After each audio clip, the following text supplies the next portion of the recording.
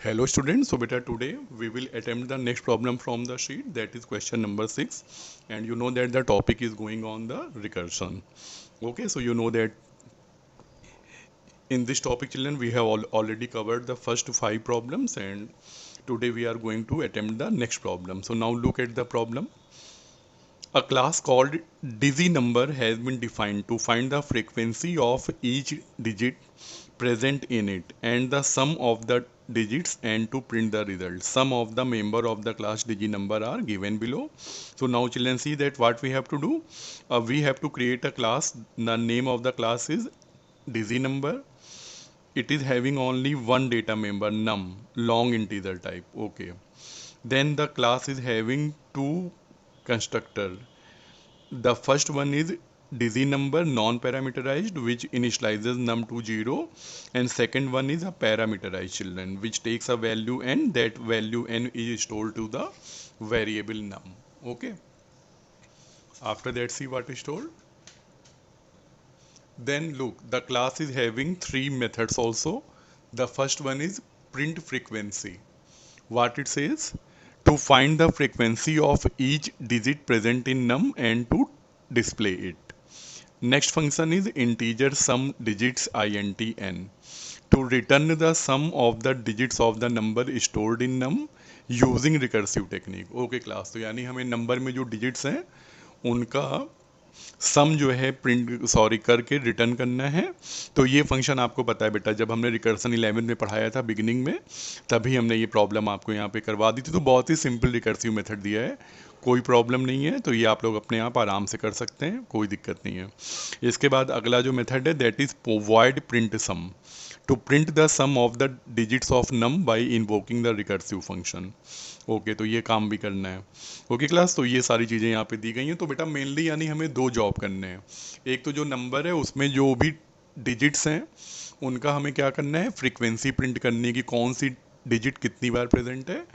और second job क्या करना है कि उस नंबर में जितनी भी डिजिट्स हैं उनका सम रिकर्सिव टेक्निक से प्रिंट करना है। ओके, तो चलिए इसका जो सॉल्यूशन है वो हम लोग देखते हैं। तो बेटा ये देखिए यहाँ पे हमने क्लास यहाँ पे फॉर्म कर दी है। क्या नाम है क्लास का, digi number. Then it is having one data member that is long num. ठीक है, फिर इसमें आपको याद है ना, इसमें क्या बोला था हमसे, दो बनाने थे हमें कंस्ट्रक्टर। पहला नॉन पैरामीटराइज्ड, जो क्या करेगा, केवल एक ही डेटा मेंबर है नम, उसकी डिफ़ॉल्ट वैल्यू 0 इनिशलाइज कर देगा। Then the second one is a parameterised one, long N, तो नम इक्वल टू एन। तो बेटा whatever parameter you will pass, that parameter value will be store to the data member num. ठीक है, इसके बाद बेटा फिर पहला फंक्शन है जो बड़ा इंपॉर्टेंट है, दैट इज डिजिट फ्रीक्वेंसी। ठीक है, हमें उस नंबर में जितनी भी डिजिट हैं उनकी हमें हर डिजिट की फ्रीक्वेंसी बतानी कि कौन सी डिजिट कितनी बार प्रेजेंट है। ठीक है, और इसके बाद फाइनली यहाँ पे जो फंक्शन है वो हमारा रिकर्सिव मेथड दिया है बॉटम पे, that is long sum digit long N. तो बेटा एक यहाँ पे पैरामीटर पास हो रहा है एन, और हमें क्या करना है, उसको रिकर्सिव टेक्निक से उसमें जितनी भी डिजिट्स हैं उनका सम फाइंड आउट करके रिटर्न करना है। फिर देखते हैं अपनी अगली शीट। इसमें बेटा हम लोगों ने क्या किया है, प्रिंट सम। ठीक है, तो यहाँ पे हमने अपना रिकर्सिव मेथड कॉल किया और जो आंसर आया उसको हमने सम में स्टोर कर लिया, and finally the sum of all the digits of that number is printed on the screen. और फिर बेटा हमने मेन बनाया। देखिए मेन में क्या किया हमने, digi number O B equal to new digi number 3355। ठीक है, तो बेटा हमने यहाँ पे एक नंबर पास कर दिया है ऑब्जेक्ट बना के। तो आपको पता है कि जैसे बेटा आप ये नंबर यहाँ पे 3355 पास करोगे तो ये क्या करेगा, आपने सेकंड वाले पैरामीटर में जाएगा, एन की वैल्यू कितनी हो जाएगी, 3355। ठीक है, और यही वैल्यू जाके आपकी कहाँ स्टोर हो जाएगी, नम में स्टोर हो जाएगी। तो ये देखिए नम की वैल्यू कितनी हो गई, 33 एंड 55। ठीक, तो ये पहला काम हमने यहाँ पे अपना कर लिया। इसके बाद फिर देखिए मेन की जो सेकंड लाइन है, नेक्स्ट लाइन, उसमें क्या बोला है हमने, O B dot digit frequency. ठीक है, फिर बेटा हमने कहा कि अब मुझको उस नंबर में जो जो भी हैं डिजिट्स उनकी फ्रीक्वेंसी प्रिंट करनी है। तो वो कैसे प्रिंट होगी वो जरा हम लोग यहाँ पे चेक करते हैं। ठीक है, तो बेटा एक्चुअली वाले प्रोग्राम में आपको यही वाला फंक्शन मेनली सीखना है। ठीक है ना, क्योंकि जो हमें सम करना है रिकर्सिव टेक्निक से वो तो आई होप कि सबको आता है, क्योंकि बिल्कुल स्टार्टिंग का मेथड अभी वो भी देखेंगे, लेकिन पहले हम लोग देखते हैं कि एक नंबर में जो डिजिट हैं इनकी फ्रीक्वेंसी हम लोग कैसे फेच करें। तो मैं आपको ये वाले फंक्शन में लेके चलता हूँ। बेटा ये फंक्शन कॉल हो चुका है मेन में, दैट इज डिजिट फ्रीक्वेंसी। अंदर आ जाइए, हमने यहाँ पे क्या बोला, डिज एन और एफ इक्वल टू जीरो। बेटा मैंने 3 वेरिएबल ले लिए, फिर मैंने एक लूप चला दिया डिज का 0 से लेके 9 तक। तो आप ये देखिए यहाँ पे एक वेरिएबल क्रिएट हो गया डिज, और क्या वैल्यू है बेटा डिज की 0 है। ठीक है, इसके बाद अंदर आइए, एक वेरिएबल लिया मैंने एफ भी मेरा अभी कितना है यहाँ पे 0 है। इसके बाद फिर आगे आइए, मैंने एक लूप चला दिया n इक्वल टू नम। तो ये देखिए बेटा यहाँ पे एक n नाम का वेरिएबल ले लिया, n की वैल्यू कितनी होगी, equal to num, that is 3355। ठीक है, अंदर आइए, मैंने कहा n equal to num while n is greater than 0। तो n सही बात है 0 से बड़ा है। अंदर आ जाइए, इफ़ n मॉड्यूलस 10। तो अगला यहाँ पे बेटा जो यहाँ पे एक्सप्रेशन यूज़ हुई है n मॉड्यूलस 10। तो आपको पता है जब आप n का 10 से रिमाइंडर निकालोगे तो कितना आ जाएगा बेटा, 5 आ जाएगा। तो ये देखिए 5 आ गया, और हमने चेक किया कि 5 इज इक्वल टू डिज, क्या ये 0 के इक्वल है, नो। ठीक है, कोई बात नहीं, अगर होता तो हम क्या करते, f की वैल्यू 1 बढ़ा देते, कोई बात नहीं। ठीक है, तो ये यहाँ पे नहीं होगा। तो फिर इसके बाद ये लूप यहाँ से ऊपर चला जाएगा, n equal to n divided by 10। अब आपका नंबर कितना हो गया, 335। 335 भी आपको पता है 0 से ज़्यादा है, तो अंदर आ जाइए, इफ़ n मॉड्यूलस 10। अब बेटा n मॉड्यूलस 10 की वैल्यू कितनी होगी, फिर से 5 आएगी। क्या 5 0 के इक्वल है, नो। तो आपको पता है कि ये भी इसके इक्वल नहीं है।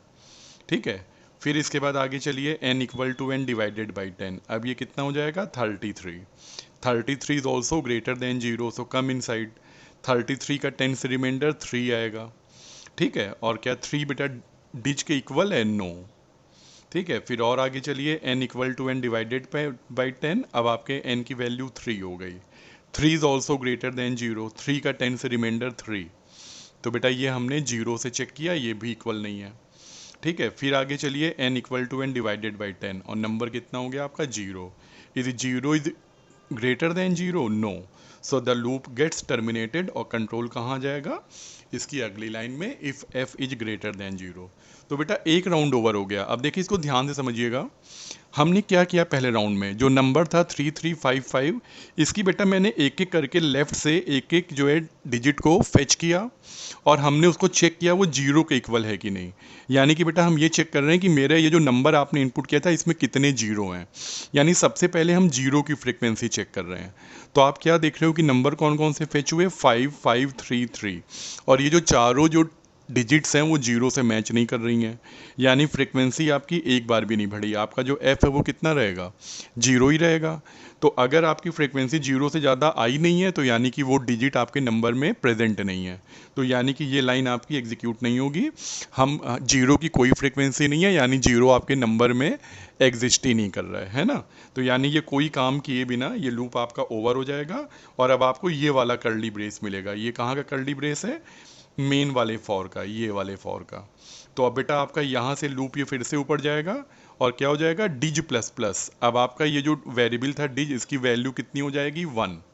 ठीक है, यानी आपको पता है हम क्या करने जा रहे हैं, अब हम अपने नंबर में 1 की फ्रीक्वेंसी चेक करने जा रहे हैं कि हमारा जो नंबर है 335, इसमें 1 कितनी बार एग्जिस्ट कर रहा है। तो ठीक है, तो ये देखिए क्या वैल्यू हो गई, डिज की 1 हो गई। फिर से अंदर आइए, f इक्वल टू 0, मैंने अपना फिर से जो है काउंटर 0 पे सेट किया, और फिर इसके बाद क्या हुआ, वही सेम लूप आपका फिर से चल जाएगा। ठीक है ना, same loop. n equal to num, फिर से n में हमने 3355 स्टोर किया, इससे एक एक रिमाइंडर निकालते गए 10 से करके। तो पहली बार 5 निकला, उसको हमने चेक किया किससे, डिज से, और आपको पता है कि अब जो डिज की वैल्यू 1 है, तो सबसे पहले 5 चेक होगा, क्या 1 के इक्वल है, नो। ऊपर जाएंगे, n डिवाइडेड बाई 10, नंबर 335 हो गया। इसका 10 से रिमाइंडर निकालिए, फिर से क्या निकलेगा, 5। क्या ये 1 के इक्वल है, नो। फिर ऊपर जाइए, n equal to n divided by 10, 33। अब की बार इसका रिमाइंडर n बाई 10 क्या आएगा, 3। क्या 3 जो है 1 के इक्वल है, नो। फिर आगे चलेंगे, n डिवाइडेड बाई 10, अब केवल 3 बचेगा। तो 3 का 10 से रिमाइंडर 3 आएगा, क्या ये 1 के इक्वल है, नो। फिर आगे चलिए, n equal to n divided by 10, 0, और अब लूप टर्मिनेट हो जाएगा। तो अब की बार देखिए क्या किया बेटा आपने, फिर से नंबर से चारों डिजिट लेफ्ट से फेच की 5533 और सबको आपने इस बार 1 से चेक किया। पिछली बार बेटा आपने जीरो से चेक किया था कि नंबर में कितने जीरो हैं। अब की बार आपने क्या चेक किया, 1 को चेक किया कि how many ones are there in the entered number. तो 1 भी एक भी नहीं है। तो इसके बाद क्या होगा बेटा, फिर हम ये याले फॉर से बाहर आ जाएंगे, ठीक है ना, और चेक होगा कि क्या फ्रीक्वेंसी जीरो से ज़्यादा आई है। नो, आपको पता है 1 की फ्रीक्वेंसी भी नहीं है नंबर में। तो फिर से बाहर का लूप चलेगा डिज प्लस प्लस। अब आपका जो डिज है इसकी वैल्यू कितनी हो जाएगी, 2 हो जाएगी।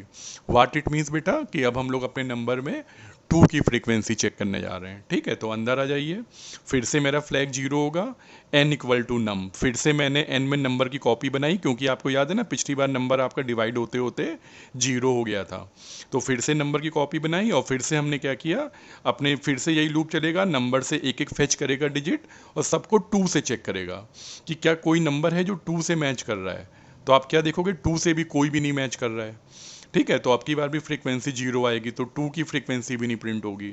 फिर ऊपर जाओ, बाहर का लूप चलेगा, अब वैल्यू क्या हो जाएगी डिच की, 3 हो जाएगी, ठीक है।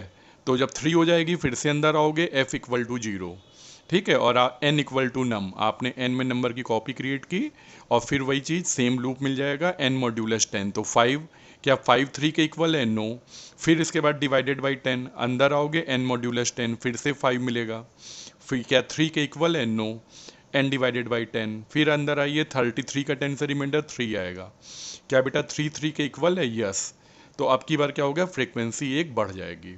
फिर आगे चलोगे, n बाई 10 3 मिलेगा, इसका रिमाइंडर भी 3 आएगा, ये भी 3 से मैच कर रहा है, तो एक फ्रीक्वेंसी और बढ़ जाएगी, ठीक है ना। देखिए जब जब आपका जो है रिमाइंडर नंबर का 10 से, यानी नंबर की जो लेफ्ट वाली जो राइट वाली जो डिजिट है, अगर वो डिज से मैच कर रही है तो frequency will keep on increasing. तो अब की बार देखिए आपको नंबर में 2 बार 3 मिल गए, तो आपकी बार आपकी फ्रीक्वेंसी 2 हो जाएगी। जब आप बाहर आओगे, if f is greater than zero, yes, आपकी बार बेटा f की वैल्यू 2 है, तो क्या लिख के आ जाएगा, फ्रीक्वेंसी ऑफ डिज, क्या वैल्यू है बेटा डिज की, 3, इज f 2, तो यानी क्या लिख के आ जाएगा बेटा, 3 की फ्रीक्वेंसी 2 टाइम्स है। तो आई होप ये समझ में आ गया होगा।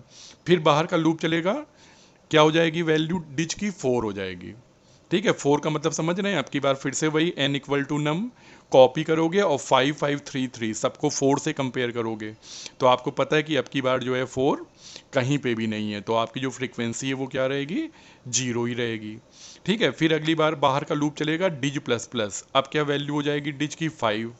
और अब की बार बेटा जैसे ही आप नंबर की कॉपी बना के उसका एक एक जो है राइट से डिजिट फेच करके डिज से चेक करोगे, तो आपको पता है कि 5 आपको 2 बार मिल जाएगा, पहली बार और सेकेंड टाइम, ठीक है। तो फिर से आपकी फ्रीक्वेंसी 2 आ जाएगी, और जब फ्रीक्वेंसी 2 आ जाएगी तो क्या प्रिंट कर देगा, 5, और इसकी फ्रीक्वेंसी 2 है। फिर इसके बाद बाहर का लूप चलेगा, फ्रीक्वेंसी अब क्या हो जाएगी, डिज की वैल्यू 6 हो जाएगी, फिर 7, फिर 8 है ना, और फिर 9।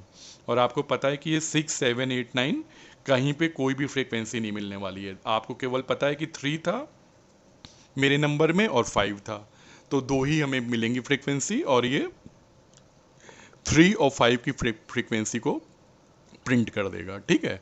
तो आई होप कि आपको ये समझ में आ गया होगा। ऐसी जो सेकंड फंक्शन है लॉन्ग सम डिजिट्स, ये आपको आता है, लेकिन एक बार इसकी भी वर्किंग हम लोग जल्दी से देख लेते हैं। कि सपोज बेटा अगर आपने जो है नम की वैल्यू, ठीक है, आपने 375 पास कर दी, तो आपको पता है क्या करना है, आपको इसमें जितनी भी यूज़ हुई हैं डिजिट्स, इनका जो है सम करके करना है रिटर्न। तो ये देखिए ये वाला फंक्शन आपने कहाँ कॉल किया है, प्रिंट सम में, ठीक है। प्रिंट सम में देखिए पहली लाइन आपने क्या बोली है, long sum equal to sum of digit num. तो ये देखिए नम आपने पास कर दिया, तो मैंने क्या बोला कि सपोज नम की वैल्यू 375 है, तो पहली कॉल आपने कर ली। अब देखिए ये कैसे काम करेगा function, if n equal to zero, क्या n की वैल्यू जीरो है, नो, तो कंट्रोल कहाँ चला जाएगा, एल्स में जाएगा, ठीक है। और कंट्रोल जब आपका ये एल्स में जाएगा तो यहाँ क्या लिखा है, रिटर्न n मॉड्यूलस 10, तो आपको पता है कि n की वैल्यू कितनी आई है, 375, तो 375 मॉड्यूलस 10, तो आपको पता है यहाँ क्या हो जाएगा, 5 हो जाएगा। और end sum of digits n divided by 10, तो n की वैल्यू बेटा 375 आई है, तो ये क्या करेगा, 37 10 से डिवाइड करने पे, और यही 37 से लेके अपनी सेकंड कॉपी कॉल कर लेगा। तो सेकंड कॉपी में बेटा n की वैल्यू क्या आ जाएगी, 37। अब 37 के लिए दोबारा चलाइए, if n equal to zero, no, control will move to the else, return n modulus 10, तो बेटा अब सेकंड कॉपी में आपको पता है n की वैल्यू 37 है, तो जो n मॉड्यूलस 10 है 37 का 10 से रिमाइंडर 7 ये फेच करेगा और फिर अपनी थर्ड कॉपी कॉल करेगा सम डिजिट्स की, और इसमें n divided by 10, 37 divided by 10 will be 3। तो बेटा थर्ड कॉपी में n की वैल्यू 3 हो गई। अब थर्ड कॉपी में आइए, क्या n 0 है? नो। एल्स में जाएगा कंट्रोल रिटर्न n मॉड्यूलस 10, तो यहाँ पे 3 मॉड्यूलस 10 कितना हो जाएगा बेटा? 3 हो जाएगा, और फिर सम डिजिट्स n डिवाइडेड बाई 10, तो 3 डिवाइडेड बाई 10 कितना हो गया? 0। और बेटा ये 0 को लेके अपनी फोर्थ कॉपी कॉल कर लेगा, और अब आपकी जब n की वैल्यू 0 है तो आपकी बार क्या होगा? आपका बेस केस चलेगा कि if number is equal to 0 then return 0। ठीक है, और इसी फोर्थ कॉल में बेटा आपकी जो रिकर्सिव प्रोसेस है ये ओवर हो जाएगी, और ये एक फाइनाइट वैल्यू यानी 0 को अपने कॉलर मेथड को रिटर्न कर देगा। तो आपको पता नहीं ये 0 कहाँ करेगा रिटर्न? जहाँ से ये कॉल हुआ था। तो ये देखिए यहाँ से 0 गया और 0 ही लेके वापस आ गया, तो यहाँ पे जो लाइन हुई वो क्या हो गई? रिटर्न 3 + 0। तो आपको पता है क्या आंसर आएगा? 3।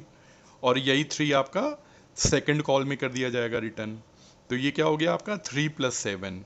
3 + 7 कितना हो गया बेटा? 10। और ये 10 आपका फर्स्ट कॉल में कर दिया जाएगा रिटर्न। तो 10 + 5 कितना हो गया? 15। और ये 15 कहाँ होगा रिटर्न? जहाँ से आपने फंक्शन कॉल किया था। तो ये देखिए बेटा, आप यहाँ से क्या लेके गए थे? 375, और जब वापस आए तो क्या लेके आए? 15। और यही 15 आपका सम में स्टोर हो गया, और अब आपका आंसर प्रिंट हो जाएगा सम ऑफ डिजिट्स दैट इज 15। ठीक है, तो ऐसे आपके बेटा ये सारे फंक्शन कॉल होंगे एक एक करके, और आपके सारे आंसर ये प्रिंट हो जाएंगे। तो आई होप कि ये प्रोग्राम आपको क्लियर हो गया होगा। ठीक है, फिर मिलते हैं अगली बार, तो और शीट की प्रॉब्लम्स अटेम्प्ट करेंगे। Okay, thank you very much.